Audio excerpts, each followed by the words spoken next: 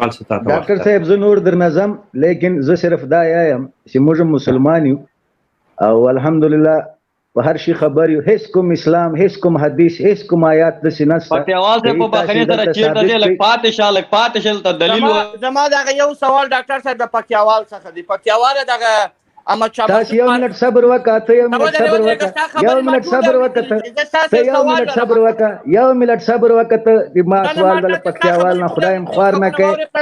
تاسو ته کوم اسلام دا اجازه درکړې چې یو سړی په لمانځه ولاړی ته هغه مړ کړه؟ محب الله انتظار چې دا خبرې کوي.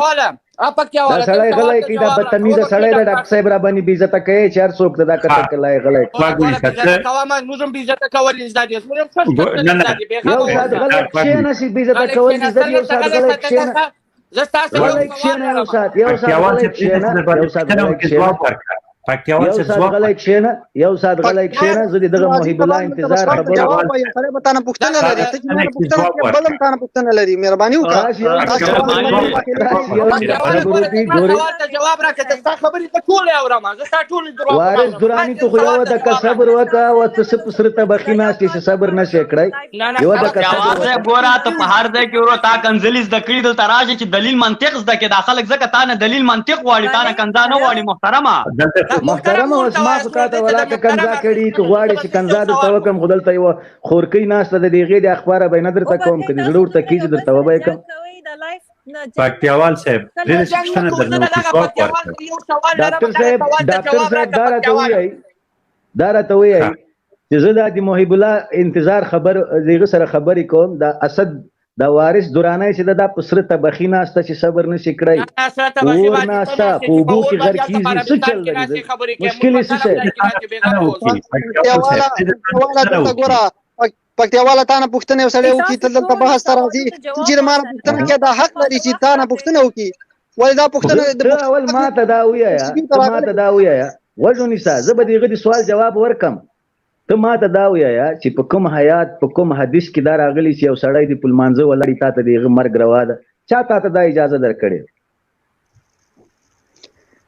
ښه پکتیوال صاحب اوس ورته غوږ کېږده. پکتیوال صاحب محترمه، موږ اسلامي شاعر لرو، موږ اسلامي مقدسات لرو، موږ دلته پرجاین جهاد لرو. ته چې اول ما سره زما جهاد ته ما ته دا ووایه چې دا زما جهاد ته جهاد وایي که ورته نه وایي؟ دا اول ما سره ته چې د سپینو مسلمانانو سره چا جهاد نه ده کړی. د سپینو مسلمان ته چې له چا سره جهاد کوي هغه تر تا ډېر تکړه مسلمان دي، تر تا ډېر تکړه مسلمان دي، تر تا دي مسلمان په کور کې زیږېدلي، تر تا زیات په قرآن او حدیث خبر. پکتیوال صاحب که دا چېرته مسلمان وي وایي درانی صاحب تاسو ومن درانی صاحب تاسو ومن که دا چېرته ځان ته مسلمان وي دغه د اردو په عسکرو په مخ کې قرآن مجید په باګرام کې په ډزو ونویشتل شو، سوریه نه شو، دا کوم مسلمانیت دی؟ دا کوم اسلام دی؟ ته ستا مقدس کتاب چې تا په ایمان راوړی هغه ستا تر مخه په ډزو ویشتل کېږي، هغه په کناراب کې خطا کېږي، دا کوم اسلام دی؟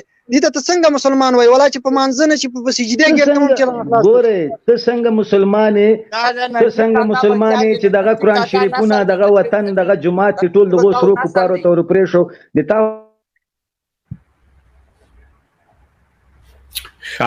دا غږ لري؟ او ستاسو غږ شته ډاکټر صاحب؟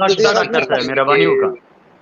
د پکتیوال صاحب غږ نشته، ما غږ نه قطع د ورونه د اسټډیو کې د زموږ خپل ورونه ما راځي اسټډیو دومره ډک ته زه نشم کنټرولولی. لږ صبر وکړئ انتظار صاحب. بل پکتیوال صاحب غږ دستا اجازه ورکړه چې دا یو ورور تا نه پوښتنه وکړي، پوښتنې ته یې ځواب ورکړه. وایس دراني پوښتنه وکړه. مهرباني درانی صاحب. پکتیواله ته د احمد شاه مسعود قهرمان ملي بلې نه؟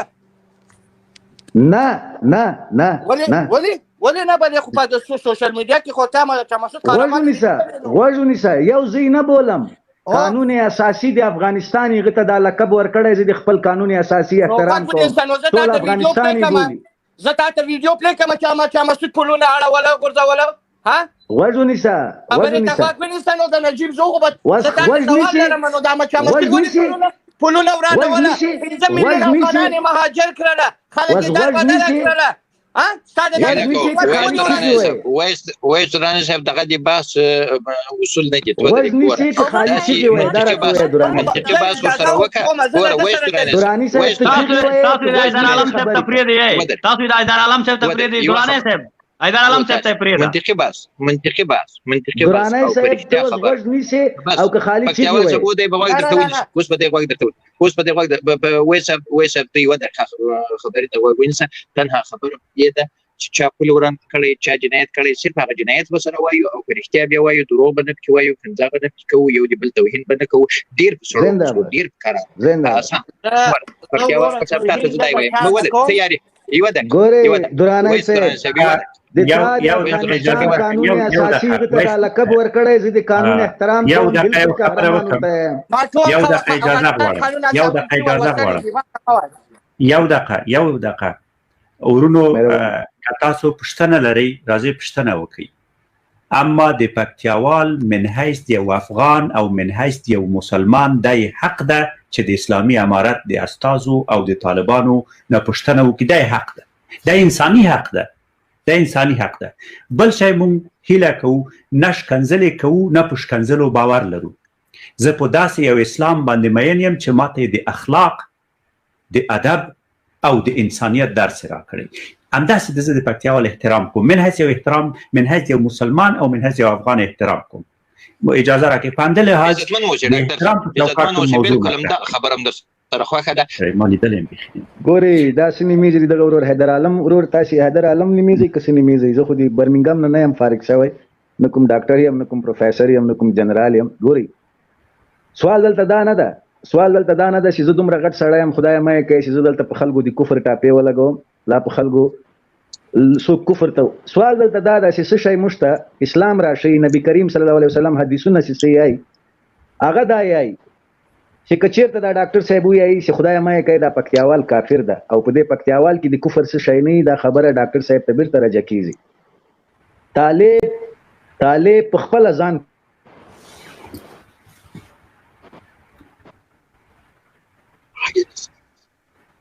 غاګې نسته ما